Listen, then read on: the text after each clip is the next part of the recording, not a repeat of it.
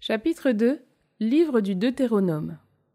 Ensuite nous avons fait demi-tour et nous sommes partis vers le désert en direction de la mer des roseaux. Comme le Seigneur me l'avait dit, il nous fallut bien des jours pour contourner la montagne de Séhir. Puis le Seigneur m'a dit, « Vous tournez autour de cette montagne depuis assez longtemps. Dirigez-vous vers le nord. Donne cet ordre au peuple. Vous allez traverser le territoire de vos frères, les fils d'Ésaü qui habitent en Séhir. Ils auront peur de vous, mais prenez bien garde. Ne les attaquez pas, car je ne vous donnerai pas une parcelle de leur pays, pas même de quoi y poser le pied. En effet, c'est à Ésaü que j'ai donné en possession la montagne de Séhir. La nourriture que vous mangerez, vous la leur payerez à prix d'argent, et même l'eau que vous boirez, vous l'achèterez. Car le Seigneur ton Dieu a béni l'œuvre de tes mains. Il a veillé sur ta marche à travers le grand désert. Voilà 40 ans que le Seigneur ton Dieu est avec toi, et tu n'as jamais manqué de rien. Nous avons donc passé loin de nos frères, les fils d'Ésaü, qui habitent à Séhir par la route de la Araba, qui vient d'Élat, et d'Ession-Guéber. Puis nous avons tourné et pris la route en direction du désert de Moab. Et le Seigneur me dit, « N'attaque pas les Moabites, n'engage pas le combat contre eux. De ce pays, je ne te donnerai rien en possession, car c'est au fils de Lot que j'ai donné Ar en possession. » Les Émites, autrefois, y habitaient. C'était un peuple grand et nombreux, de haute taille comme les géants anakites. On les considérait comme des Réphaïtes, mais les Moabites les appelaient Émites. En Séhir, autrefois, habitaient les Horites, mais les fils d'Ésaü les avaient dépossédés, chassés, exterminés pour y habiter à leur place. Israël a fait de même pour le pays qu'il possède, celui que le Seigneur lui a donné. Maintenant, debout, traversez le torrent de Zéred. Nous avons donc traversé le torrent de Zéred.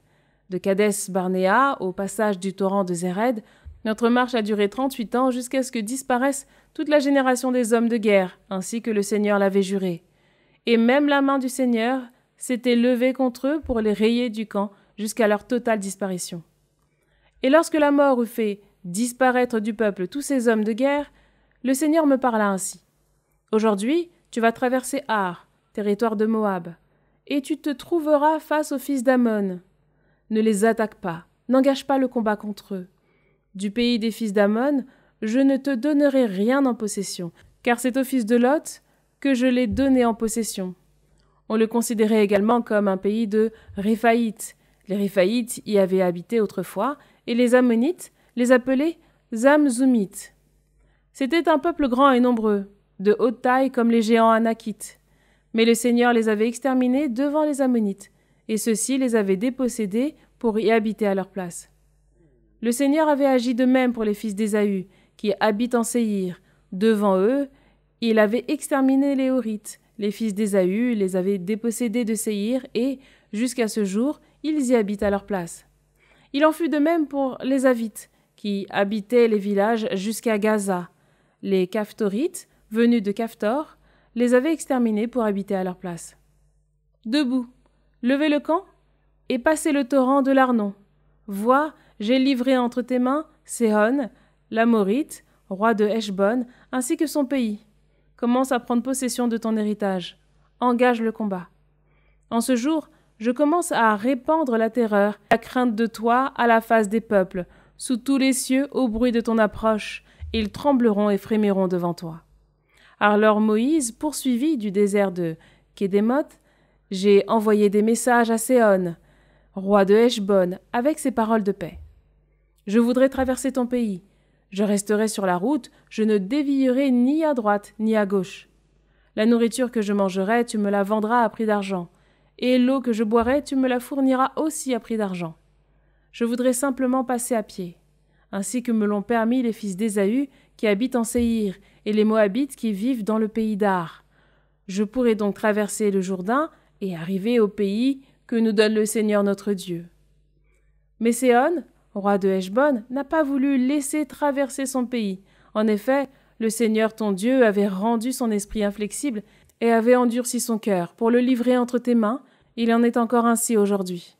Et le Seigneur m'a dit, « Vois, j'ai commencé à te livrer Séhon et son pays. Toi, commence à prendre possession de son pays. » Séhon sortit alors à notre rencontre avec tout son peuple pour combattre à Yassa. Le Seigneur notre Dieu livra Séhon entre nos mains, et nous l'avons vaincu, ainsi que ses fils et tout son peuple. Nous avons conquis toutes ces villes en ce temps-là, et voué chaque ville à l'anathème. Hommes, femmes et enfants, nous n'avons laissé aucun survivant. Nous avons gardé pour seul butin le bétail et les dépouilles prises dans les villes que nous avions conquises. Depuis Aroër, qui est sur le bord du torrent de l'Arnon, et la ville, qui est au fond de la vallée, pas une ville jusqu'à Galade ne nous fut accessible. Le Seigneur notre Dieu livra tout entre nos mains. Mais tu ne t'es pas approché du pays des fils d'Ammon, tout le long du torrent, du Yabok, des villes de la montagne, d'aucun des lieux que le Seigneur notre Dieu avait interdits.